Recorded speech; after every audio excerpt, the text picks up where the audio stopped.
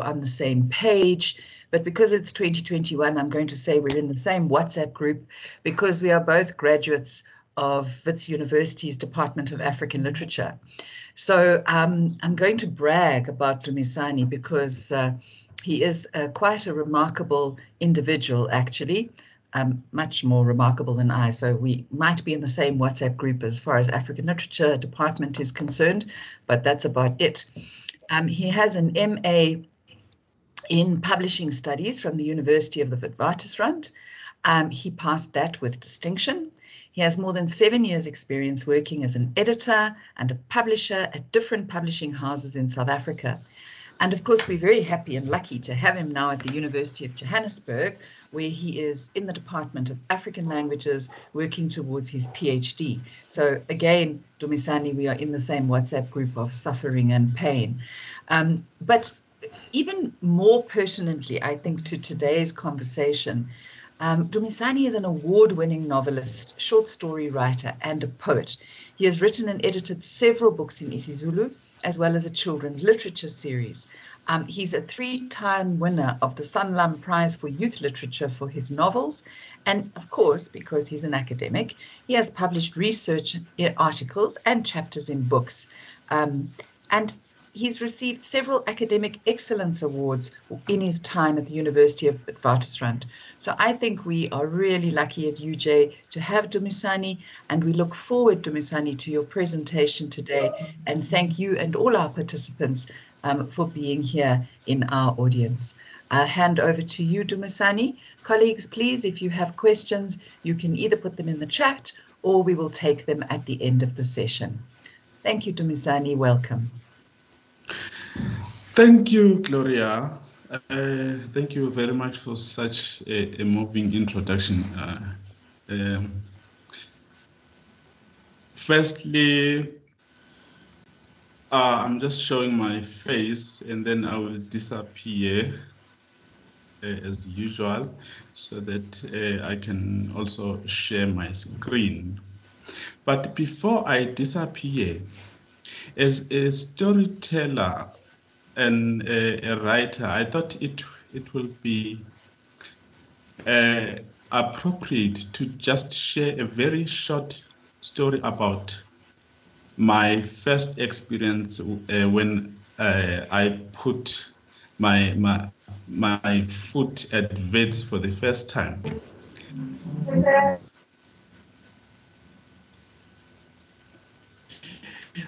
What happened that I want to share with you is that on my very first day, I actually couldn't attend my first class because I got lost.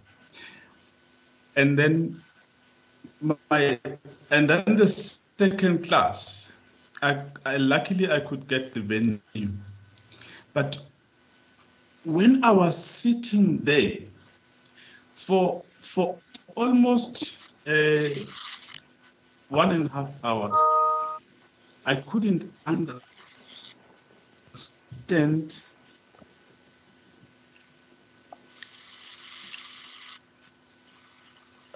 Dumisani, you've disappeared. Rita, could I ask you to turn off your camera, please? Dumisani, you disappeared. Okay. Yeah, I think I have a network issue, but okay, let me turn off my my camera. I was just relating my story that during the second period, I couldn't understand what we were learning on the day. I think I was doing drama and film.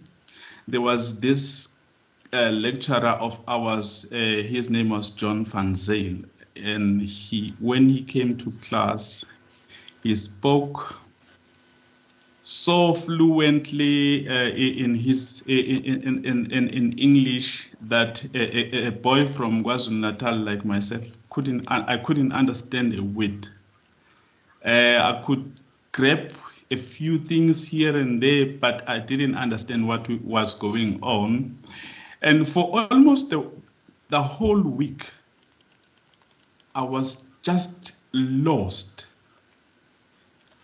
And as someone who was coming from the school and from my school, I had earned respect as one of the top achievers. But when I started writing tests and writing assignments at the university, I became an average student. So for me, I later realized that there was a barrier, which was the language. There was the language barrier that I couldn't unleash my potential because of that barrier. What I'm trying to drive at with this story is that some of the things that we experience when we teach, the silences in class, most of the times, and non-participation from students, most of the time that does not necessarily mean you are teaching stupid students, but it more often than not, it's because of the language, the barrier, that the language that the students are addressed in, they don't fully understand that. Even if when they do understand it, they hardly participate because they are scared to express themselves in the language. Okay, let me just share my screen with everybody. Okay.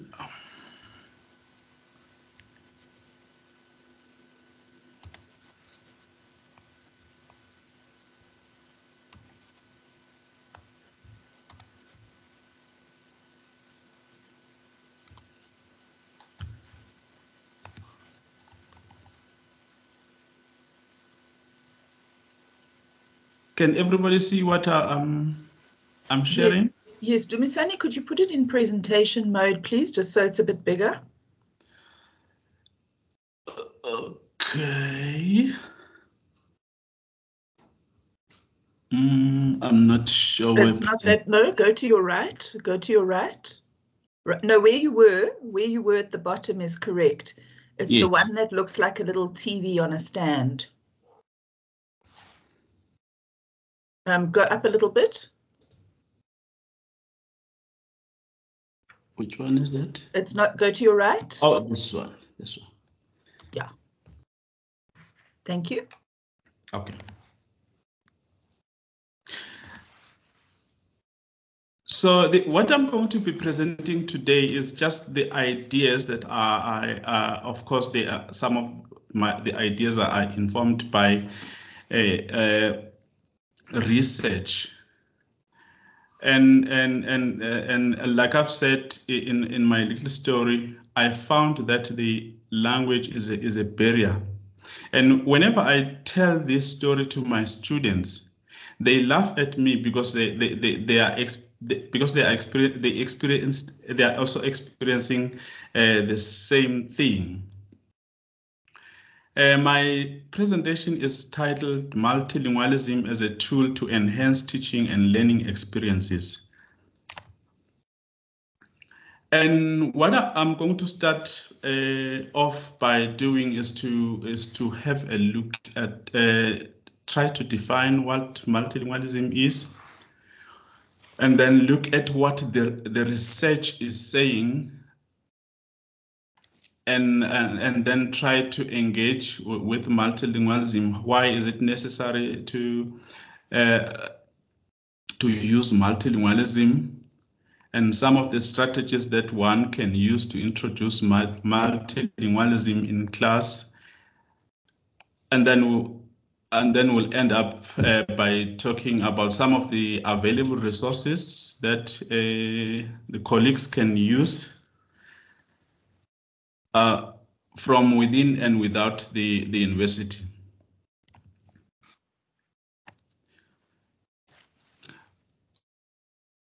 According to Sarah Waitmer, Sally Waitmer defines multilingualism as a state of speaking or using several different languages, and that by extension applies also to writing in different languages. In similar terms, Okal defines the term as the ability of a speaker to express himself or herself in several languages with equal and native-like proficiency. What we can draw from this is that these definitions is that there's something in common, which is has to do with many languages or more than one language. However, the latter definition is more ambitious and challenges the speakers to be as proficient in a second language as they are in their home language. The term multilingualism is derived from two Latin words, multi, which means many, and lingua, which means language, plus a nominalizing suffix, ism, which denotes action or its results. And this essentially refers to the use of many languages, and in our context, it will be using more than one language in a learning environment. What does this research say about multilingualism? There is a lot of research that I discovered is going on in different parts of the world. But what strikes me are the two case studies that I'm going to refer to. The first one is an American case study by Andrea Permagiani. Excuse me.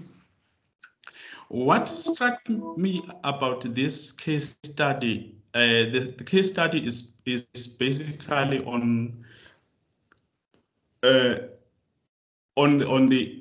English as second language students at Bronx Community College in New York.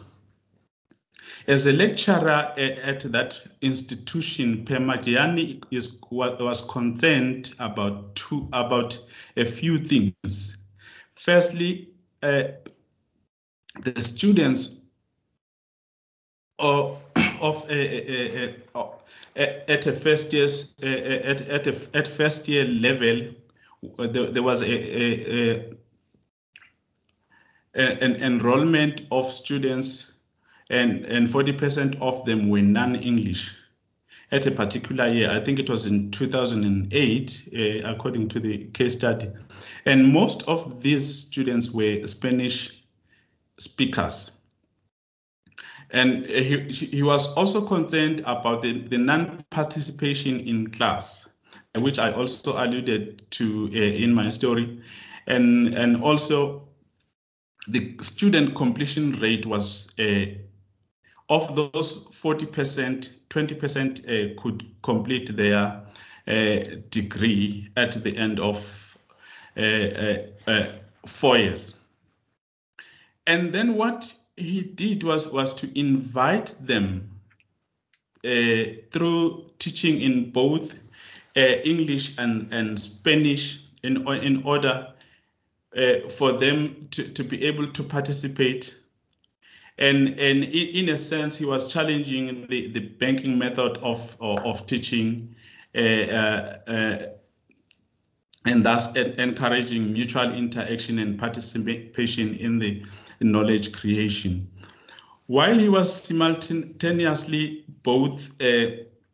learning both from the Spanish students, because his Spanish is leaky. He was also the students themselves were also learning. They were simultaneously learning more about the English and the English culture. So it was more of a two-way stream. And what I like about Pemadiani's case study is that he reaches out to the students in such a manner that the students become part of the knowledge creation. I have also done something similar in my teaching, although they aren't different languages where in my class where I teach isiZulu, but I am aware that the students are actually not we don't actually speak the same language, or to use my friends' words, we are not actually in the same WhatsApp group, in that they speak the language in their own way. But what I normally do, I also try to, whenever I teach maybe a linguistic concept or a literature concept, I will try and tap into their world, into their way of using the language.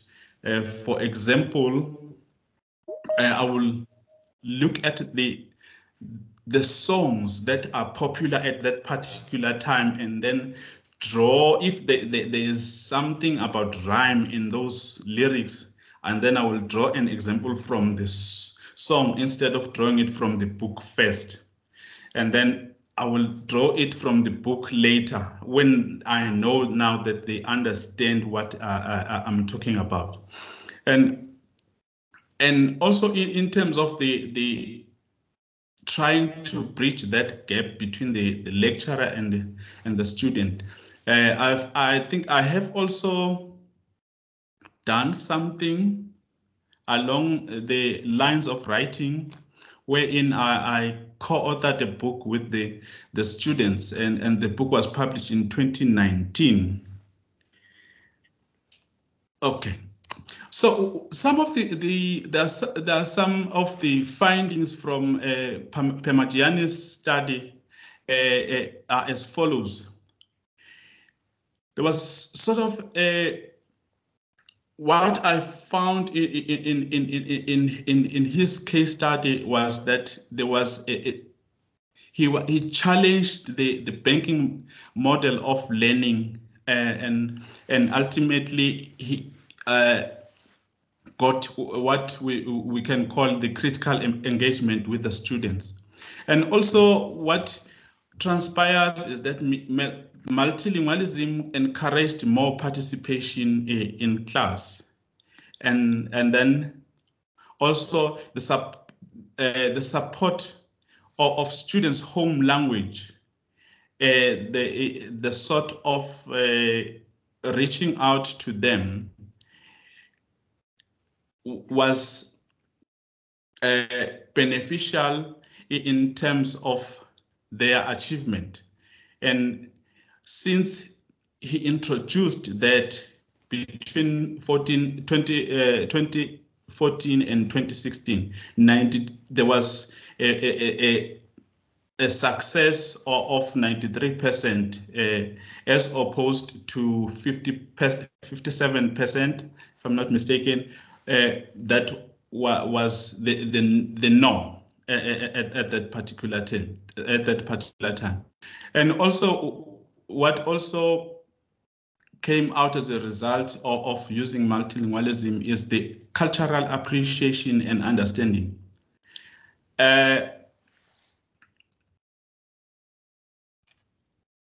Okay, I think for now, let me just end it there, and then move on to another case study, which is a recent case study, survey that was done at UJ by the Division for Institutional Planning, Evaluation and Monitoring. In the survey, which was tabled at the Board of Faculty meeting, the Faculty of Humanities, I think it was last week, there was something that struck me with that, with the survey. one thing, just to give some background, the survey actually was looking at the undergraduate 2020 students and how they are experiencing their learning during lockdown. So the students, there was about 8,102 students who responded, and about 959 of those were from the Faculty of Humanities. At different, these students were at different levels, but most of them, of the participants, were first-year students. They were asked to respond to different questions about their learning experiences during lockdown. Some of the questions were about their place of residence, the practical challenges of COVID-19, home as a learning environment, most preferred platform for learning, whether it's Blackboard or it's Zoom or WhatsApp, etc., and then the online tutorial learning tutorials and the overall satisfaction with UJ. And one of the major findings of this survey, which relates to our class or our discussion, is that 62% of students indicated that they will benefit a lot from tutorials in their languages of preference, which other than English. And this, to us, aptly demonstrates that multilingualism is necessary for the students' learning experiences. Why is it necessary? Okay. Multilingualism is necessary because it's the right thing to do, if I may just put it that way. South Africa is a multilingual country. Its constitution entrenches 11 official languages, and the language in education policy also stipulates the same thing. Secondly, UJ is geographically located in a city with even more languages than these official languages. The university policy recognizes four official languages, which is English, Afrikaans, Zulu, and Northern Sotho. And in addition, the majority of students of our university are non-English speakers. And I want to go back to what I spoke about earlier. The silences, the non-participation in classes are often attributed to the language of instruction, which becomes a barrier to effective teaching and learning. And therefore, multilingualism can address this. As the case study, a different case study, which we are not going to talk about, Camarota and Romero in 2006, allude to that. And another case study, Krashen in America, also found out that a well-designed multilingual program can produce better academic achievement.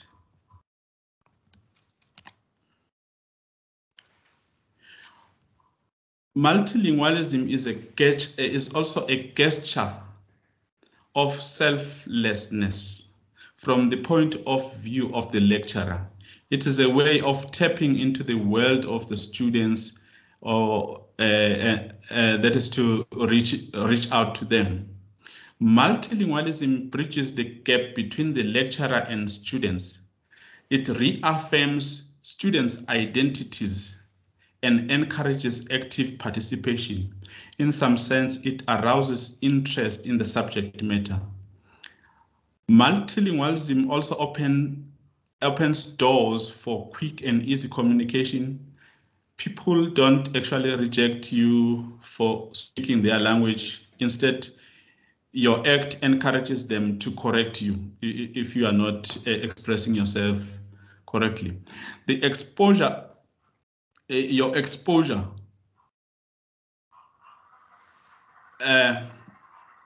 of your vulnerability in terms of the language, because we don't know all the languages. It will ease theirs in terms of the learning experience. As UNESCO also reported in 1953, education is most effective through mother tongue instruction. Multilingualism is therefore inevitable in an officially multilingual society like South Africa. One last reason why multilingualism is necessary. I take that from a Kenyan case study where multilingualism helps with national unity. And then what are some of the strategies that one can use to introduce multilingualism in class?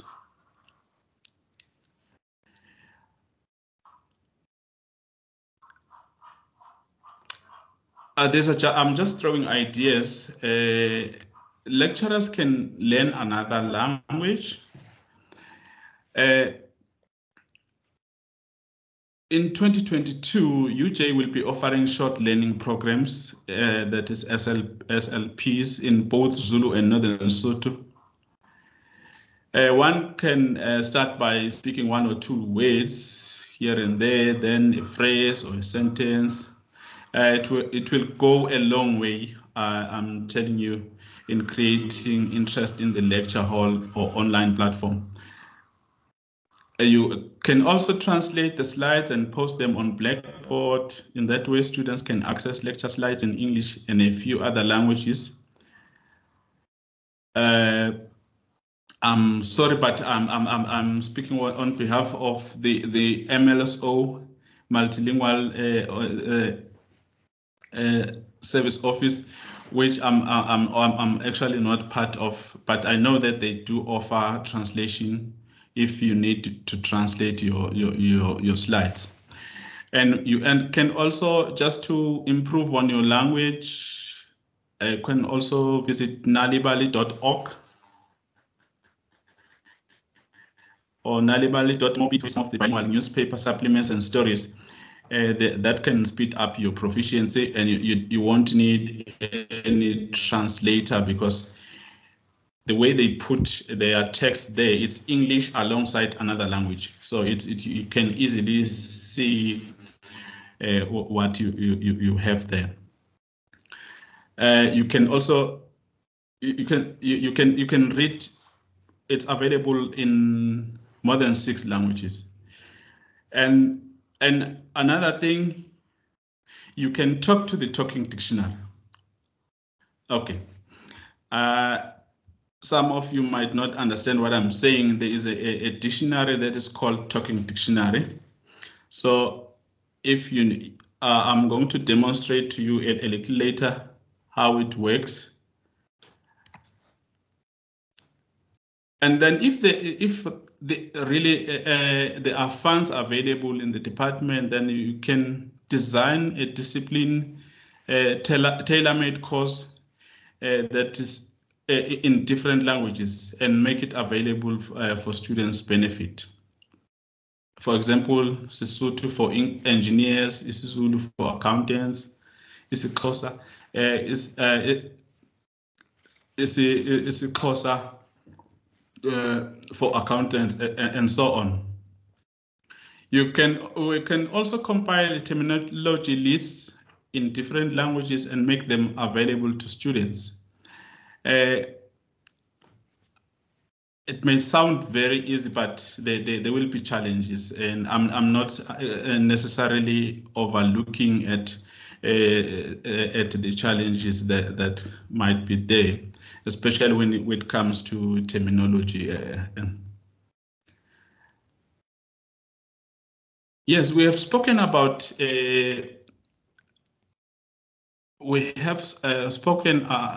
about multilingualism, but are there any resources that are readily available that one can use as a starting point? The answer is yes.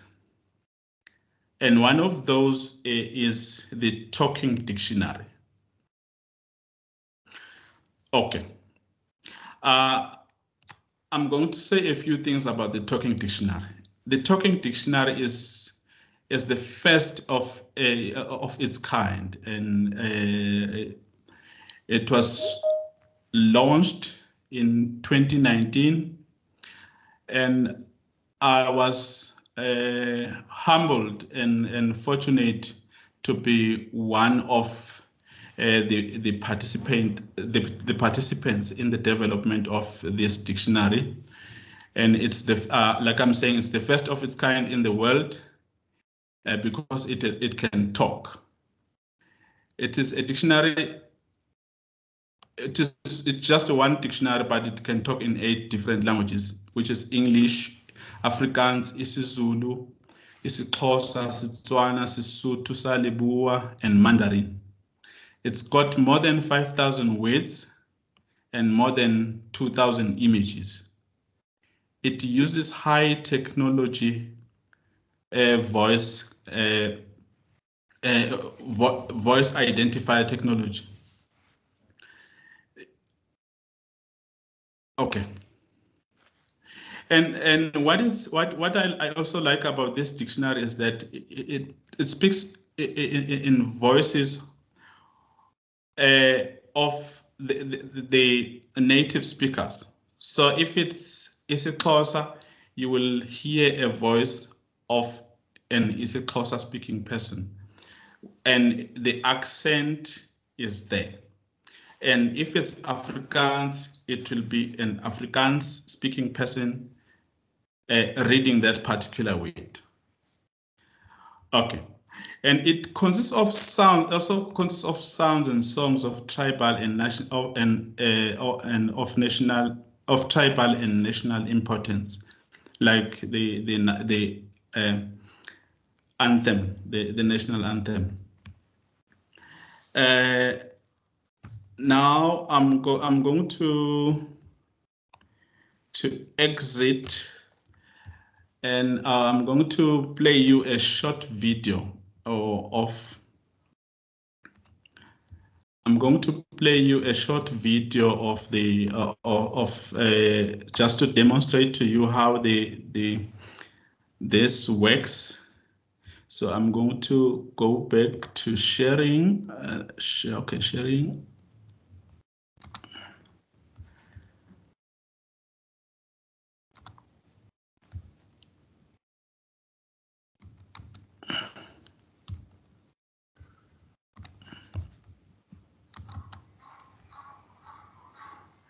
Good morning, ladies and gentlemen. Today I'm going to show you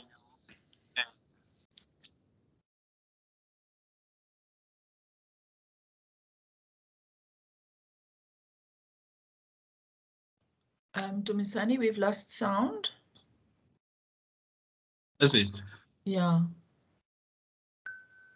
It started, but then it seemed to disappear. Is it? Okay, let me just do it.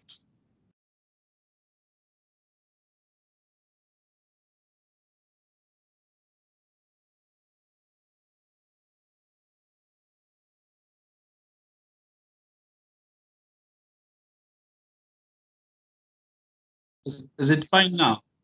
No, we still can't hear anything. We can see the image, but we can't hear anything. I wonder if you'd go out and in again, because when you first started, then we did hear something, but then the sound disappeared. Okay. Okay, let me try and do it again.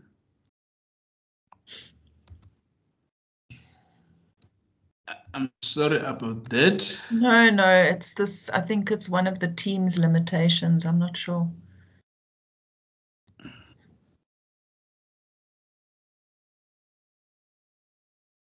No, we still can't hear. Megan? Yes. Gloria, Dumisani, when you click on the share button, just say when it says share content, just make sure that you have clicked on include computer sound, and then we should be able to hear the sound. Okay. Okay, let me go back. That is where on share content. Oh, yes. Ah, Megan, you are clever. Yes, thank you. Thank you for making me clever. Okay, let me go back again. I know people are anxiously waiting for. Is it fine now? No, you have to share again.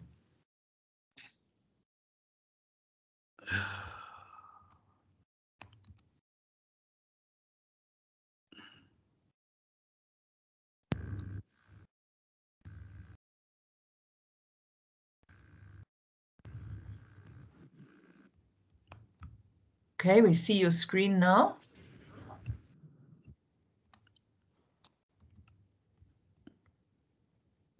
Good morning, ladies and gentlemen. Today I'm going to show you a new dictionary which uses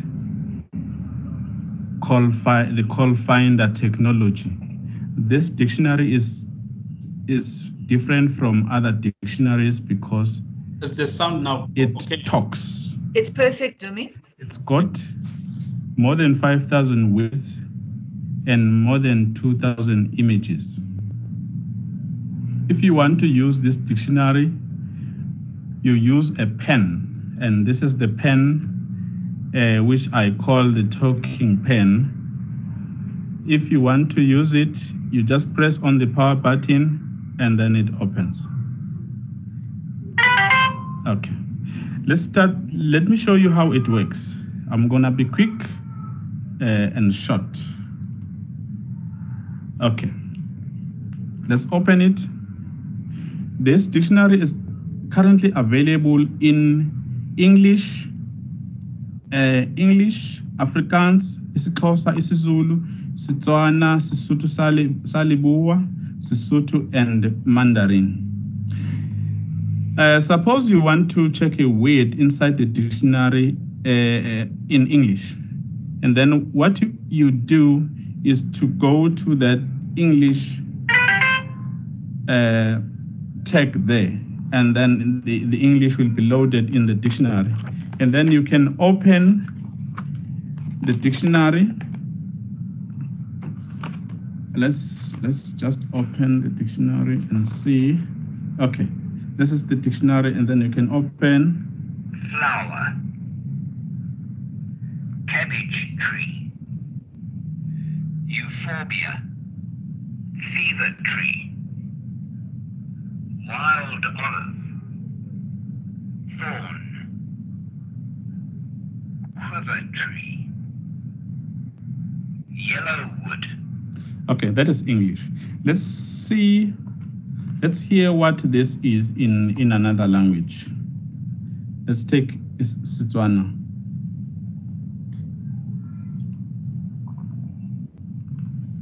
Okay, it's taking time. Okay, this is Setswana is loaded now. Pulomo, matlhare, mowana, setlhare sa febera,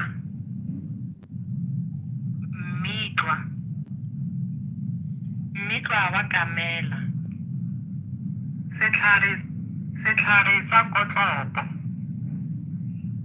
morula, Okay. Okay, let's use the same page, but to check something else now. To check, say isiZulu. Imbali. Izithelo. Umsenge. Ifa. Umdolofiya. Umhluma. Okay, that was isiZulu.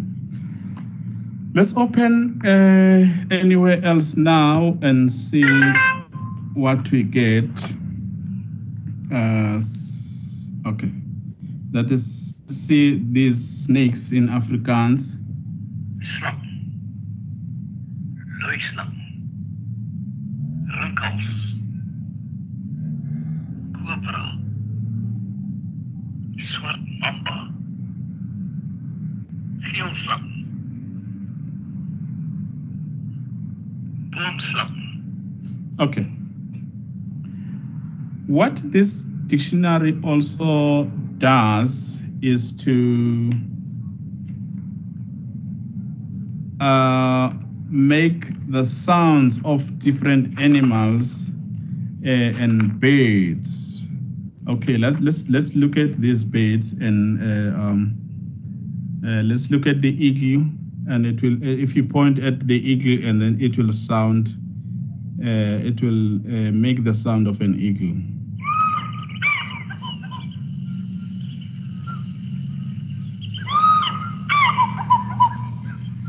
Okay, let's hear how the flamingo.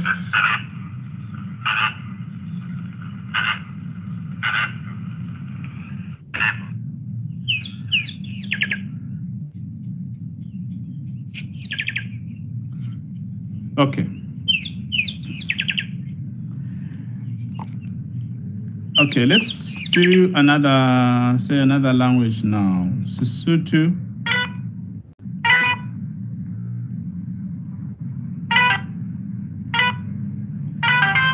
Okay, we can open, let's open anyway and see. Okay, this is Sesotho. Dimela. Dipalesa. Lehlaka. Lehola. Okay, thank you very much, ladies and gentlemen. That was just a glimpse of what this dictionary can do. Thank you very much for taking your time to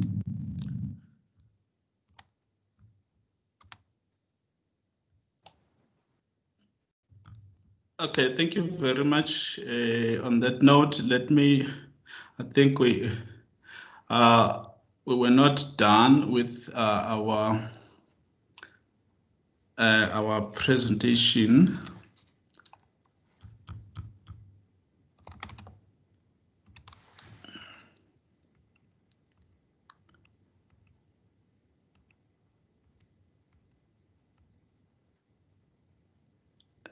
Okay, other than the talking dictionary, there is also what you might like to explore. Nalibali. Nalibali is a literacy program which aims to encourage storytelling and reading across all provinces of South Africa. It publishes bilingual supplements in different languages of the country, and each supplement is in English and another language. That is English and Afrikaans, English and Zulu, English and Xhosa, English and Setswana, and so on. The supplements are available for free, and they are normally published in regional newspapers across the country, but they are also available for free on www.nalibali.org. And that's the second resource that one can use. And then there is another one that is forthcoming, the short learning programs in Zulu and Northern Sotho. And on this note, I'm going to hand over to my colleague, Mr. Temba Matingiza. I hope he is here. Thank you, Mr. Sibiya. I am here. Good morning, everybody. Let me just show my face.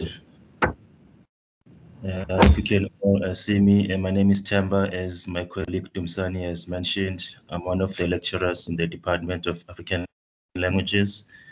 So what I'll be doing today will be highlighting some of the short learning programs which will be launched by the department as of next year.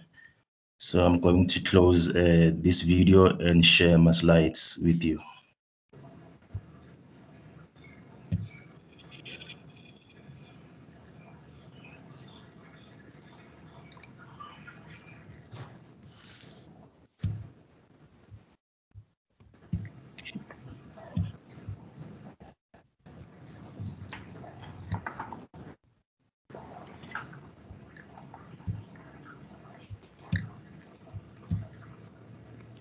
I hope you can all see my slides. Okay, so this is about the isiZulu and isiSotho Salibua conversational SLPs. Temba, I'm sorry to interrupt you. Could you put it Yes. on presentation mode? Oh, so we... no, I forgot. I'm sorry. Thank you. Thank you. Okay, no problem.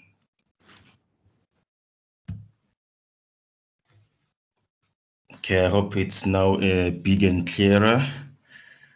Not yet, no. Not yet. Okay. Sorry, it's just I see your third slide has lots of words and then we won't be able to see it.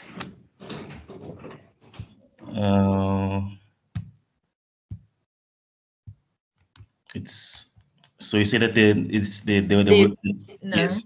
No, still not. Sorry. Oh yeah, okay, we can see it. Well, I can see it, and I'm fairly blind, so let's go with that. Okay, I hope all the rest of the people can see it.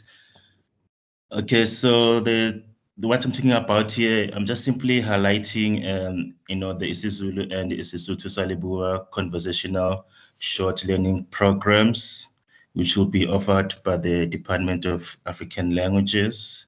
I'm going to go to the next slide. This is the introduction to the courses. So in 2022, the Department of African Languages will be launching 2 exciting online SLPs, which I've mentioned. So these courses are primarily targeted at non-mother tongue speakers in the university community and will be extended to those outside the university. The courses are designed to be flexible and self-paced, whilst the learner is able to interact and engage with the course coordinators. Mr. Matingiza, yes. I'm sorry to interrupt you, but your slides are not moving. Are not moving? Yeah. I don't understand. What can you see now? Well, it's my network. Maybe it's my network. The first one. You only see the first one? Yes. Megan? Because on my side, they are moving. I don't know what's going on. Oh dear. Yes, Kirti. Yes, please assist. Can you give me control of your screen? Okay, I will do that. Oh, I think don't you have to ask for permission for me to do that first? For me to grant you the access? I'm just looking for that. I can't see it on my screen. I saw it earlier. Okay, we now can see slide 3 though. Yes. I guess it's my network. Maybe my network is... Maybe it's just a bit slow, but we can see slide 3 now. So if you would like to continue, perhaps we could leave it. Okay. Yeah, okay, I was on this slide. Yeah. And Yeah, I think I did talk about the first three, 2 points. And then the third point is that, okay, these courses are designed to be flexible and self-paced, whilst the learner is able to interact and engage with the course coordinators. So the details of these courses will be revealed at the launch, which will be early next year. And what will follow will be the objectives of these courses.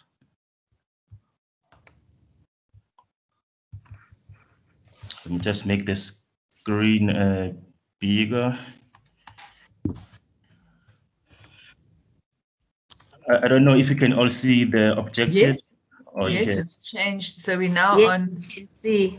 Yes. slide 4. We can see now. Okay. Okay. Thank you. So these are the objectives of these courses. Firstly, is to promote inclusive interaction between students, lecturers, and other employees of the institution, to promote multilingualism and cognitive flexibility, to optimize learning process, to understand culture and specific values committed to African people, and lastly but not least, to facilitate participation in economic and political environment situation. I'm going to move on to some interesting facts about both languages. I'll start with isiZulu. Just click on the slide that you're on. Click on the slide. Yes, I've clicked on it. It's titled "Interesting Facts About isiZulu." No, we one behind you. Charmaine, have you got a trick? Yes, I do. Thank you.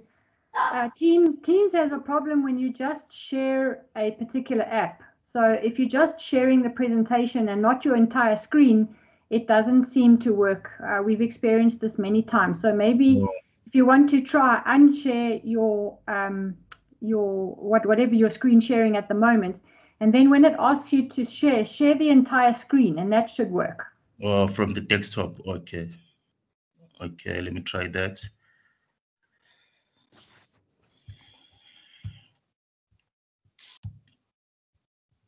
Thanks, Charmaine. You're welcome.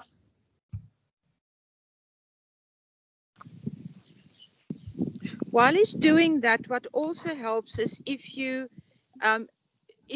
in presentation mode, then it will move on. If it's not in presentation mode, it doesn't seem to move. So presentation mode will also help. Just maybe, Gloria, help us to click on presentation mode. Okay, I've tried to share again. I don't know if anything is visible on your side. Yeah, we can see the slide. Okay, now we can see ourselves, basically. We can see your teams. Now we can see that. So if you put it in presentation mode now, from what Tia's saying, if you go back into PowerPoint. Yes. Click on presentation at the bottom there. The little thing that looks, put it in presentation mode, then you should be able to. Okay, where it says present online. No, you can also do present. Click where you are exactly from current slide. Just up. Click on from current slide. That will also work. Now left. From current slide. From current slide. Double click on that. Okay. Top left, Timber. At the top left. Yeah. Is Yes. it? Yay! Perfect. Yes. It's now showing. Okay. Can you all see? Move it forward. It should move by itself now. Let me see. Yes, perfect. Okay, thank you so much. Let me continue. Okay, so these are some interesting facts about isiZulu. So isiZulu is the most uniform of the 9 official African languages spoken in South Africa and the most spoken home language in South Africa. 2 languages that were originally classified by linguists as dialects of isiZulu, but today are recognized as fully fledged languages are Southern isiNdebele, which is mainly spoken in Mpumalanga and Gauteng, We also get isiNdebele, which is exclusively spoken in Zimbabwe. A third speech form that has historically been classified as a dialect of isiZulu is Ngoni, assumingly still spoken in Malawi and parts of Tanzania. isiZulu has a number of dialects, 4 of which are generally recognized as major dialects, where we get isiZulu of traditional KwaZulu, isiZulu, the Old Natal, isilala, and isiXwabe. So next, we're going to look at some interesting facts about Sesotho sa Leboa.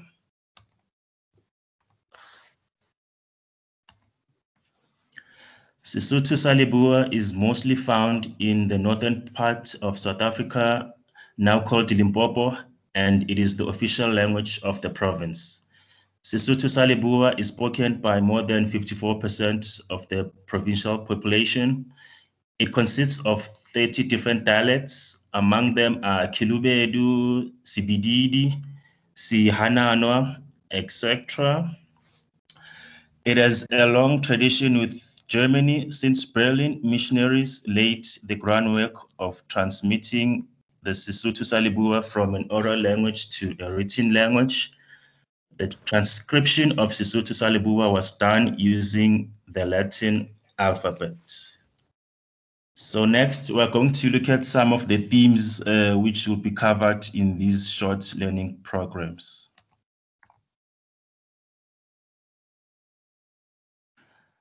The following situational themes will be covered by the programs. There will be themes such as tradition and culture, basics of grammar in the languages and vocabulary. We'll be looking at greetings, how to conduct yourselves in the language in a meeting, at a restaurant, garage, by the doctor, at the shops, police station, at the graduation ceremony, and there will also be common expressions in both the languages. So this is the end of my presentation. Siyabonga, Riyaleboga. Thank you.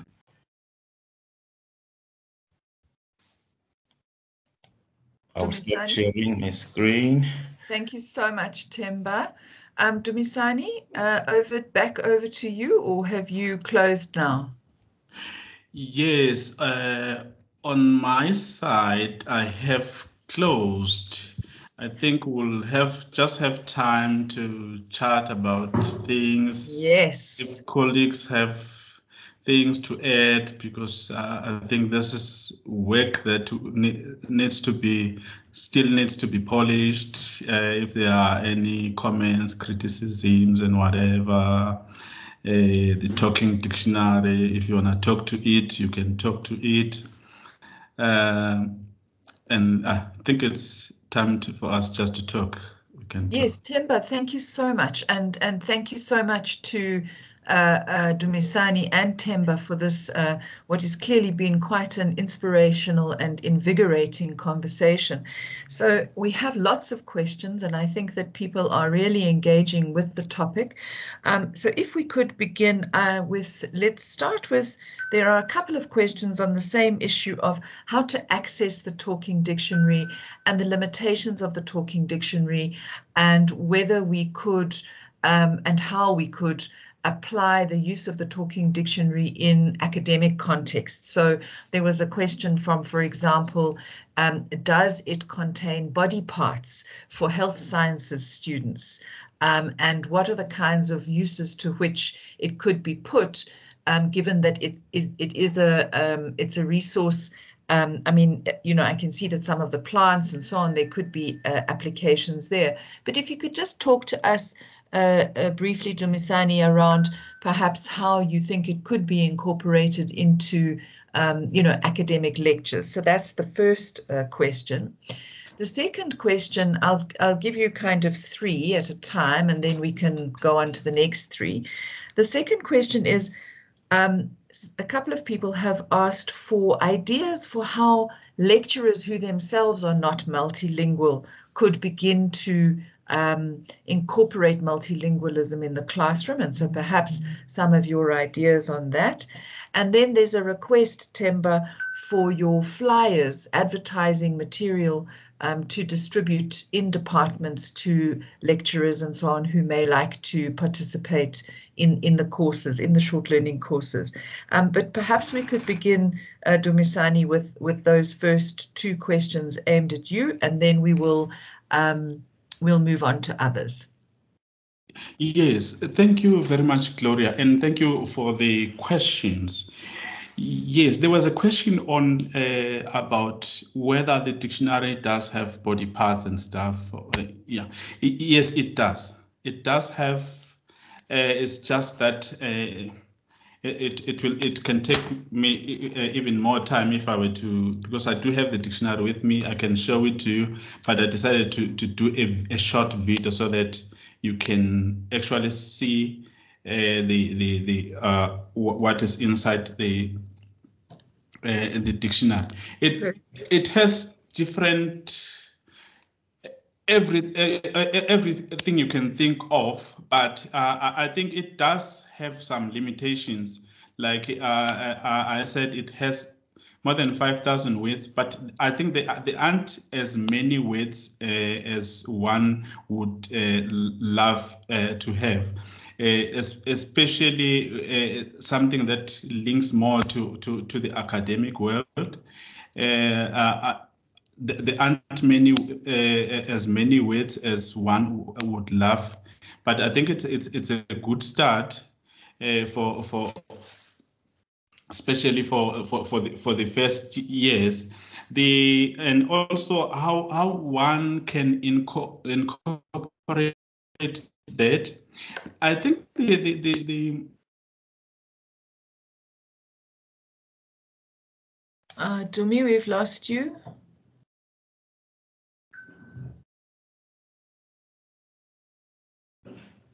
Dumisani?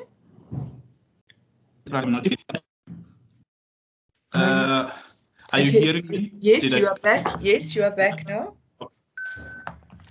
The dictionary should be available in the library.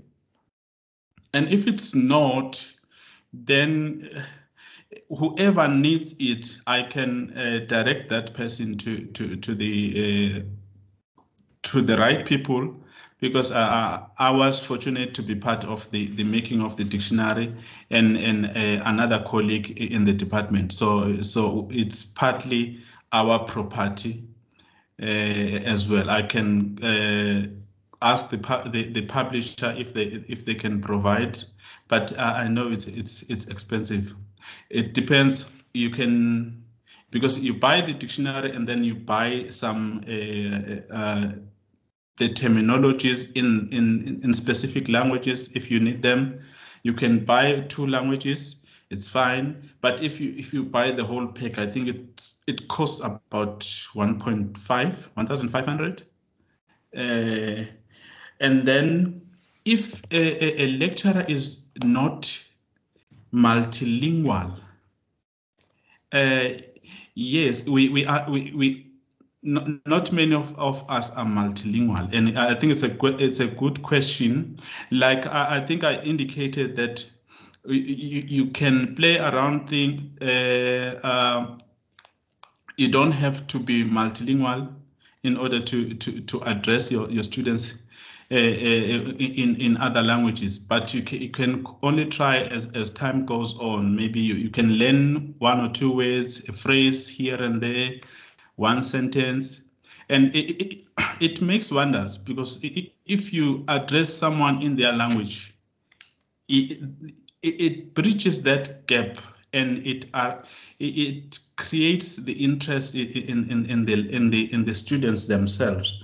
And also you can translate your slides prior to the class, translate them, and once when you lecture, and then you can post those slides together with the English slides, so that the students who are not English speakers can also read that in their languages. So, and in that way, they will be reading what you are teaching 2 times, if not 3 times. So, in a way, they will be able to grasp the concepts as opposed to when you just teach them in one language and don't offer the other ones. So Dumisani, it appears in a way that what you're suggesting is a kind of continuum of multilingualism with, at one end, you have a lecturer acknowledging and making space for different languages in the classroom, not like when we were at school and you were only permitted to speak one language, or, you know, you had English teachers telling kids, you're only allowed to speak English in my class. That's at one end of the curriculum where we're just making space for the language. And then all the way at the other end of the curriculum, which is, you know, fully kind of engaged in teaching activities in multilingual voices. So what you seem to be suggesting is that all of that is important, and we can develop and add to each of those stages as we go. Yes. I see we have 2 hands up, and I think both of them relate to something you've just said. So I'm going to leave the questions in the chat for a second and just ask Tatayane, you had your hand up. Would you like to go? Could I quickly come in, Gloria, Please. and respond to the question which I had before I forget? Yes. Of course, yes, please. Yes, there was a question regarding the distribution of pamphlets regarding the SLPs. So we will be working with the marketing division of the Faculty of Humanities as a department to distribute further information regarding these SLPs through online and having the pamphlets visible around our campuses. Fantastic. I think you're going to have a huge uptake. Thank you so much for that information. Thank you. Tia, you had your hand up. I have 2 things. Let me just quickly link to what Dumisani has just said. Because these short learning programs will live on Blackboard, we have ways to actually encourage and distribute those modules. In fact, Dumisani, we could send people the reminders, so we will run them in the way, although through humanities, in the way that we're currently running African Insights and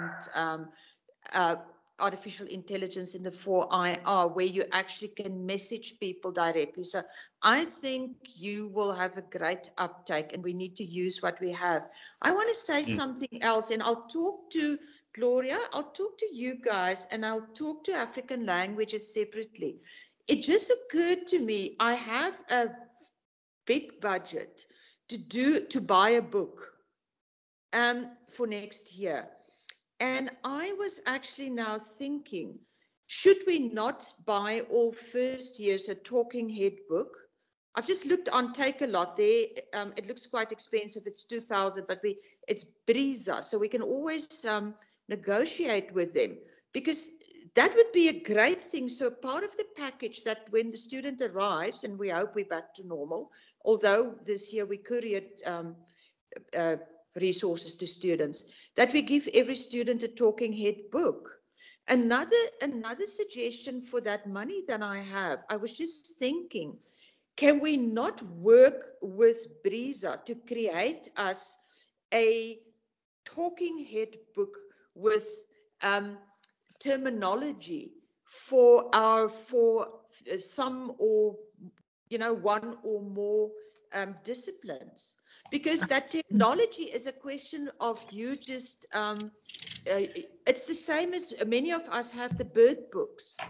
Exactly. It's exactly the bird book. So I think I need to have a conversation with you guys offline, because I'm actually quite excited by that technology, and I just quickly realized now what value it could have, and since we still have a budget, we could use that. Thank you. We take that offline. Thank you very much, Chair. We will hold you to that, and we won't forget. Given that that has now come up. I'd like to ask Lulama. Lulama put a question in the chat, which is really the common challenges to translating subject-specific terminology. Lulama says they've done this, and your environment, Lulama, is accounting. Would you like to speak to that quickly rather than me just reading your comment there, Lulama?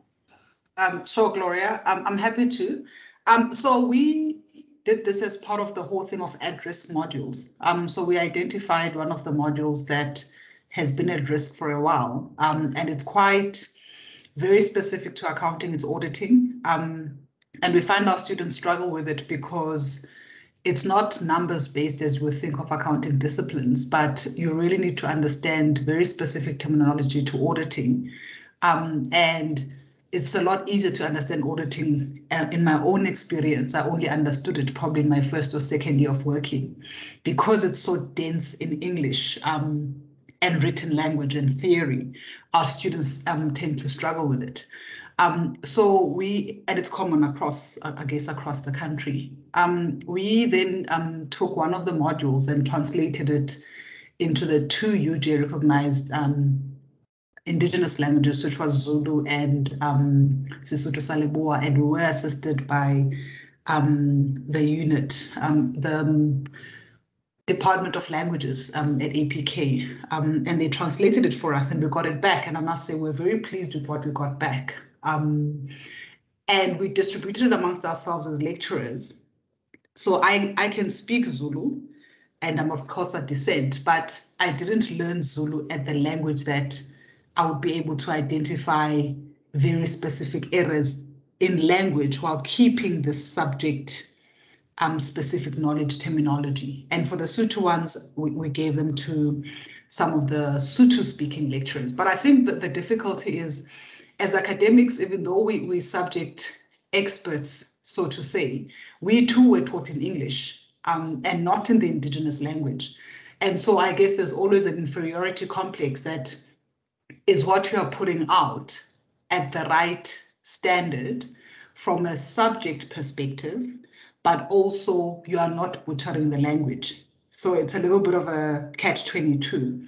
Our aim was to offer tutorials, and we were going to give it to students who spoke those languages to again run through the terminology list and work with students and refine it along the way as we started rolling it out, in the hope that eventually we would get to a medium where, as lecturers, as students, we were happy that it was still auditing and used as a scaffolding tool. Then COVID hit, and we were caught off guard because we wanted them face-to-face to allow for interaction. And we then became very uncomfortable doing it on an online environment where we thought there was risks really of it going south in meaning. So I understood that, I think Dumisani was suggesting that you can actually put it up as a list and let the students use it, if I understood him correctly. What's the risk there? If you actually have, I don't know if you've done enough to be sure that it's correct. I've said a lot there, but hey. No, thank you, Lulama. Dumi, would you like to respond with your thoughts? Yes, I think,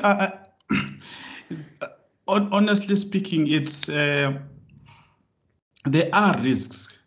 We just what I would suggest is that since you have worked closely with the Department of African Languages, then you can sort of do some quality checking in terms of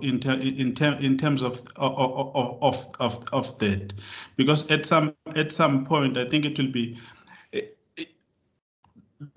the terminology, the correct terminology that you can find is always difficult to do that. But in my settlers, when I talk about that, there's actually not direct. Mostly there is no direct link between the word or the term and the meaning. So in terms of a situation where there are no terms at all. I think the language speakers have to come to a consensus at some point and say, this, we are going to call this this specific term in English, we are going to call this.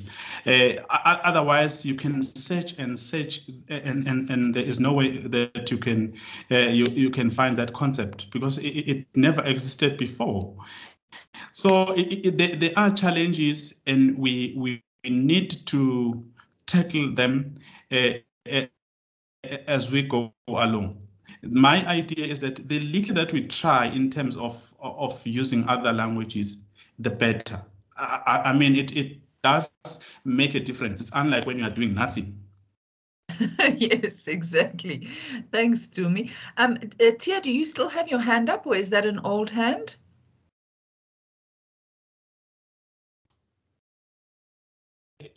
Hello. Sorry. Oh, sorry, old hand. But okay, and Tatayane. Okay, thank you so much. Thank you so much, Gilbert here. Thank you so much for that wonderful presentation. Indeed, multilingualism is very, very important, especially for our purpose. And I'm very, very excited, to hear about those suggestions that you have offered.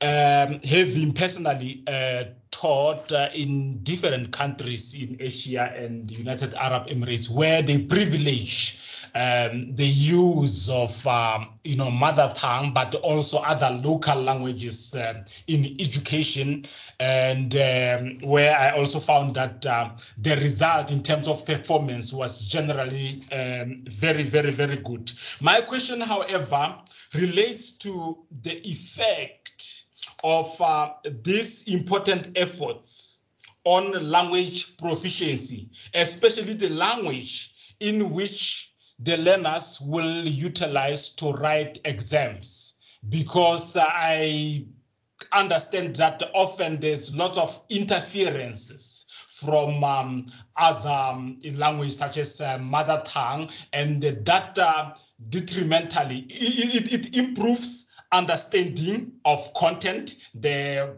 thorough grasping of content, but there are indications that it affects, the main language of discourse, where the students are then unable to express themselves, articulate themselves properly in the language in which they are expected to respond to the exam, for example. So that is just my questions. I would like to hear your views on that. Thank you very much.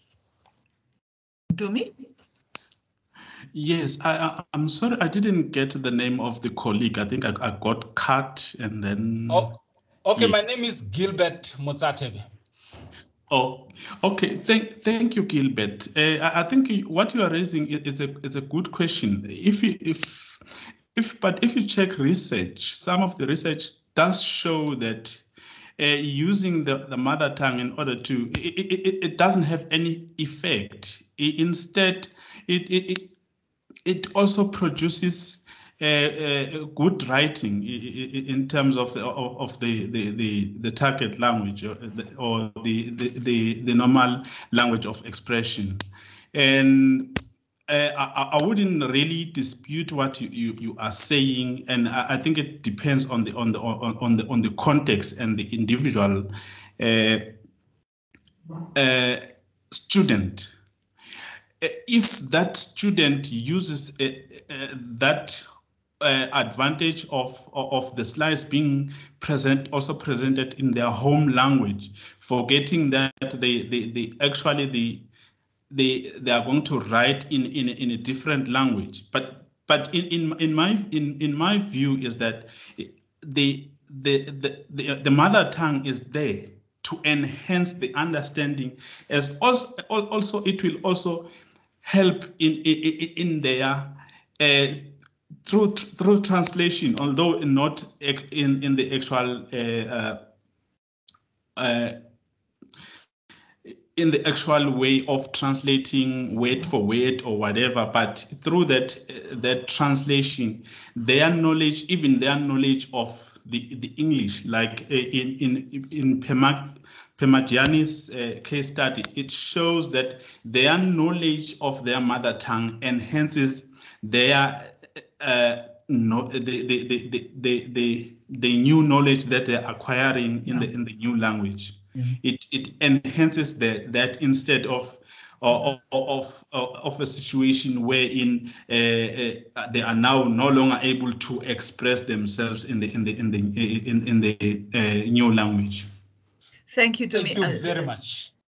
And certainly as an English teacher, even at high school, I found in my classroom that the more students spoke about the poem we were reading or the whatever it was that we were doing in their mother tongues, actually just developing the concepts in their mother tongue then made it much easier for them to move across and write it in English, which is what I was teaching. So I would heartily agree with that. We had a question from Guy. Guy, are you there? Yes, thank you, Gloria. Actually, I wanted to corroborate what Dumisani said and also put a suggestion that the mother tongue, or what we are trying to do, should be not seen as opposing the English, but rather reinforcing understanding, comprehension. Yes. Yes. In that sense, we have to go to translation equivalence, especially when there's no concept in a source language in order to go to target language. But what I wanted to also propose is that as far as language for specific purpose or special purpose, like you use the birds, the biology, anatomy, that's specialized language, I will advise, my proposition is this one, that it must be used in a thematic, because it takes a lot of time to come to a complete satisfactory lexicon or glossary, including the paraphrase of meaning. So the best way to go slowly by using themes that's appropriate to the particular context and a particular need. And then from there, we'll grow slowly. Thank you very much. Thank you so much, Guy. Mtutuzeli, you had your hand up. Yes, Gloria. I just wanted to add to what Dumisani was saying about that the mother tongue can be used as a resource. For instance, I'm a isiXhosa speaker. In our language, we don't, especially when people refer to the he and she, they battle with the difference when you have to speak to use the he and she in English, and part of that is that in the isiXhosa rule, and maybe other Nguni languages, is that we don't have the difference. If you're referring to a lady, you always use u. If you're referring to a man, it's u. So there's no difference. So you would have to rely on that rule of your language in order to understand why a speaker of another language battles with the he and she. So you're using your mother tongue as a resource in it, so it enhances your understanding. So it's not interfering in any way. I speak isiXhosa fluently, and I rely on it in speaking English. So I find my language as a resource in my proficiency in the second language, yeah. Thank you, Mtu. We have some comments. We have quite a few comments that are giving us resources in various languages. So I have a multilingual terminology list that was on the Department of Sports, Arts and Culture website. Angie then pointed us to a DHET resource, and Tia has indicated in the chat that she would be happy to assist with on ADS finding these subject-specific resources and dictionaries and so on and putting them up on Ulink. So perhaps that's actually really useful. They're in the chat, but it would be really great to have a repository in one place. I think if I could now direct the conversation to the important question of assessment.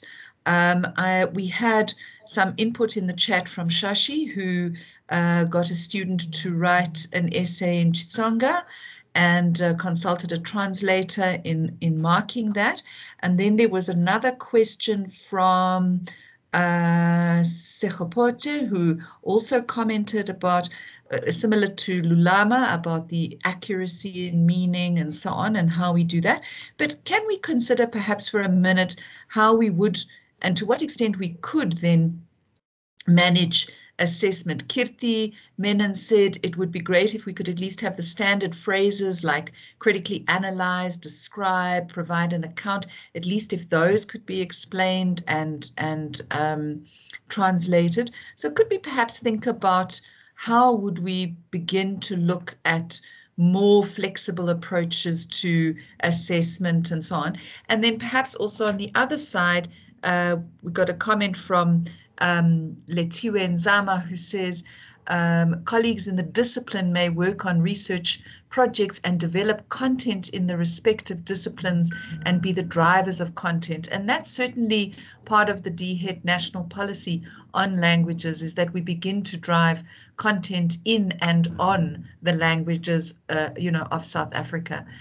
So Dumi, we'll take comment from yourself and then open up to others who may have something to contribute.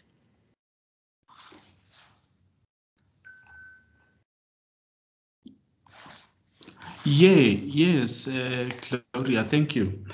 I think it's the question of assessment. I'm very sorry that my chat seems to come and go for whatever reason. I can't even read one and finish it. But the question of assessment, I think it's a very it's a valid one, and we need to really consider that critically, because you cannot also, especially when it comes to research. I remember at some point, I think it was 2019, wherein we got a request from philosophy, or there were students who wanted to write in their mother tongue, and we were asked to if we can help in terms of making sure that they are doing the right thing because of the of the language. But at the same time, we also need to encourage students to also be able to express themselves in the main language, as much as we don't actually dismiss them if they want to write in their mother tongue. I think it's a question that I've never really thought deeply about, and how that could be handled in terms of the university at large, not just in my department, because we don't have a lot of challenges when it comes to that. But I would think that I'm just thinking aloud. We just need if there is someone who writes in a particular language, then we need an expert to come also to party and help with that. And I know that that also has financial implications, especially when it's undergraduate. Then maybe you might not we might decide not actually to go that route, because if you are teaching philosophy, for instance, or you are teaching accounting, and one student is writing in Shivenda and the other one is writing in Xitsonga, and 4 more are writing in Sesotho sa Leboa, it is gonna create problems at some point. But I think it will depend on the individual lecturers as to how they are going to handle that. And that's basically what I'm thinking at the moment. I haven't really given it much of a thought, and colleagues are welcome to air their views, to deliberate on the issue. Otherwise, it's an issue that is open, I would say that. Dumisani, thank you. I don't think you should underplay your role in this position at all. I think what you've clearly triggered is an incredible conversation in which people have become very excited and motivated to do something. I have an interesting question in the chat from Tinswalo. Tinswalo, would you like to talk to your question?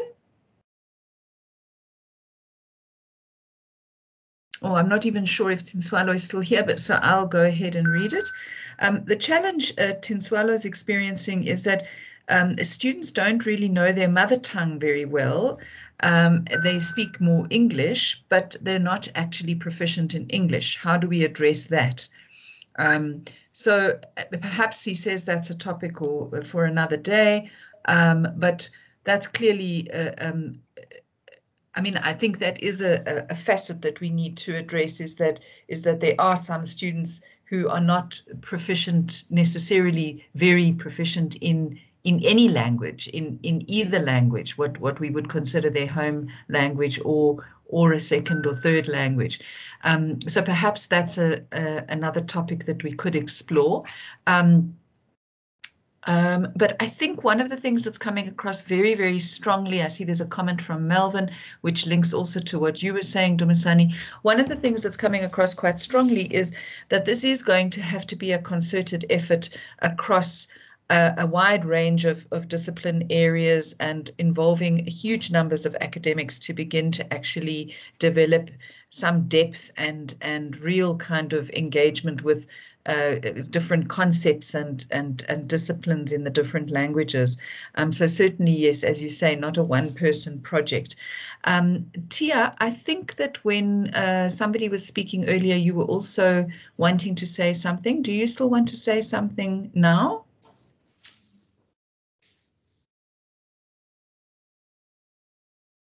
No, thank you, Gloria. I'm Okay. covered, and I will take it up with individual colleagues. Fantastic. If you see the chat, I'm covered there. Thank you. Thank you so much. So Tia also indicated in the chat that if you do have resources or ideas or anything, please email her directly. That's Professor Tia de Wet. And also, obviously, also Dumisani and Themba, and then we can begin to perhaps coordinate a little bit within the division as well about getting all of these resources and finding ways to extend this across the university. I've gone through the chat. I'm not sure that I've addressed everybody's concern. So is there anybody who would still like to raise their hand, raise a point, make a comment, anything like that? You know, we can pretend this is a wedding and I can say, if speak now or forever hold your peace. Any comments? Nothing else?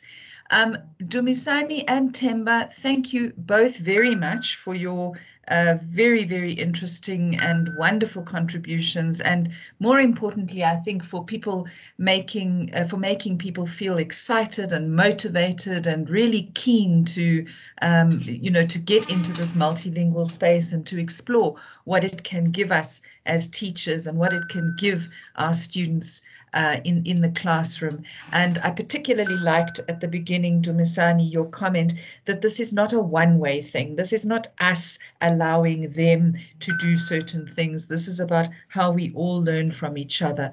So I think you might have bitten off more than you can chew in making this presentation. I kind of hope that's the truth, because it seems to me like there is going to be a lot of activity coming out of this, and everybody has really enjoyed and valued it.